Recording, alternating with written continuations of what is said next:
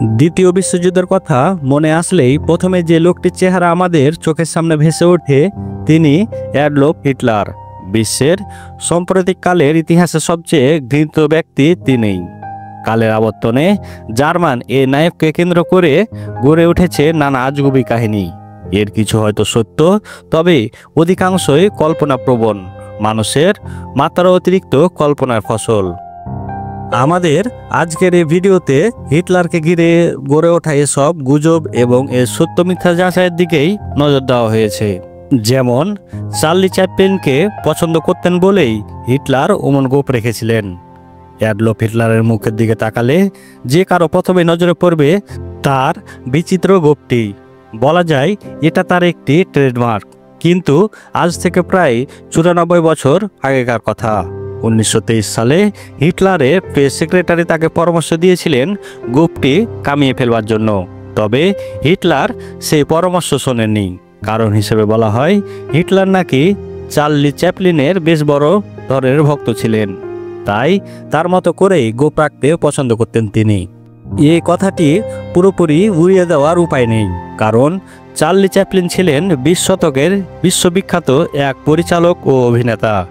বিচিত্র এই গোপের জন্য তিনি যতটা বিখ্যাত ঠিক ততটাই কুখ্যাত হয়ে আছেন হিটলার।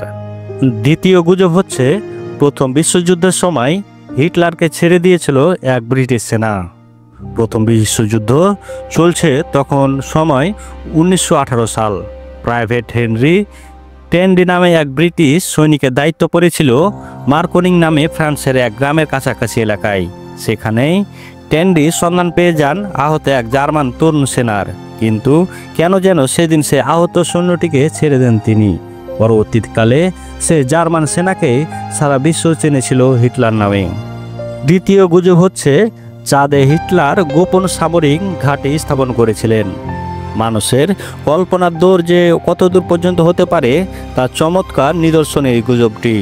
1942 সালের শুরুর দিকে ছড়িয়ে পড়া এ গুজবে দাবি করা হতে থাকে হিটলার ও তার গঠিত ন্যান্সি বাহিনী কেবল মহাকাশ জয়ের অভিযানই চালাচ্ছে না, পাশাপাশি চাঁদে তাদের গোপন এক সামরিক ঘাঁটিও রয়েছে।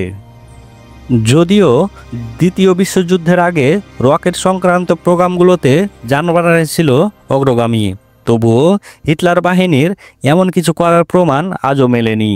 এছাড়া যুদ্ধের পরে ন্যান্সি বাহিনীকে কাজ করার অনেক বিজ্ঞানী চলে যান আমেরিকায়, যোগ দেন তাদের সাথে নানা গবেষণামূলক কাজকর্মে। ন্যান্সি বাহিনীর জন্য রকেট তৈরির কাজে নিয়োজিত যেসব বিজ্ঞানীদের যুক্তরাষ্ট্রের জন্য মহাকাশ যাত্রার উপযোগী এয়ারক্রাফট বানাতে সময় লেগেছিল বেশ কয়েক বছর। পরের গুজবটি হচ্ছে পরিষ্কার পরিচ্ছন্নতা নিয়ে বেশ খুঁতখুঁতে স্বভাবের লোক ছিলেন হিটলার। এ গুজবটি ডালপালা মেলেছে সাম্প্রতিক সময়গুলোতে।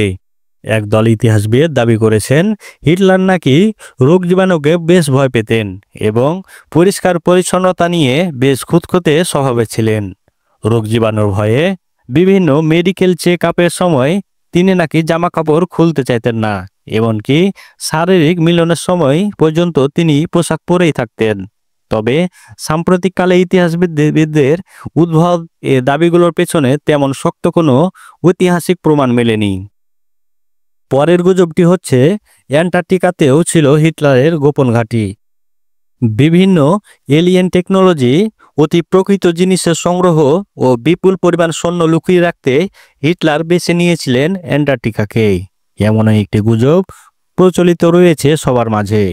এর মূল কারণ 1938 সালে অ্যান্টার্কটিকায় ন্যান্সি বাহিনী চালানো এক অভিযান, যা অনেকের মাঝে এমন সন্দেহ জন্ম দেয়। পরবর্তীতে দ্বিতীয় বিশ্বযুদ্ধ চলাকালে সেখানে ব্রিটিশ সেনাদের গোপন অভিযান এ ধারণার আগুনে যেন ঘি ঢেলে দেয়। তবে আসল কথা হলো এমন কোনো ন্যান্সি ঘাঁটি কখনোই সেখানে বানানো হয়নি। আরেকটি গুজব হচ্ছে আর্জেন্টিনায় পালিয়ে গিয়ে 95 বছর বয়স পর্যন্ত বেঁচে ছিলেন হিটলার। দ্বিতীয় বিশ্বযুদ্ধের পর ন্যান্সি বাহিনীর অনেক উচ্চপদস্থ কর্মকর্তাই ইউরোপ ছেড়ে আর্জেন্টিনার মতো দক্ষিণ আমেরিকান দেশগুলোতে পালিয়ে যান। 1945-এর এপ্রিলে আত্মহত্যার মাধ্যমে নিজের জীবনের ইতি টানেন এই এক নায়ক। অনেকে মনে করেন কর্মকর্তাদের সাথে তিনিও পালিয়ে যান আর্জেন্টিনায়। সেখানে 95 বছর বয়স পর্যন্ত জীবিত ছিলেন। অবশ্য ঈদ আমির পক্ষে জোরালো কোনো প্রমাণ তাদের কাছে নেই। ভিডিওটি কেমন লাগলো অবশ্যই কমেন্ট করে জানাবেন এবং প্রথমবার হয়ে থাকলে চ্যানেলটি অবশ্যই সাবস্ক্রাইব করবেন। ধন্যবাদ।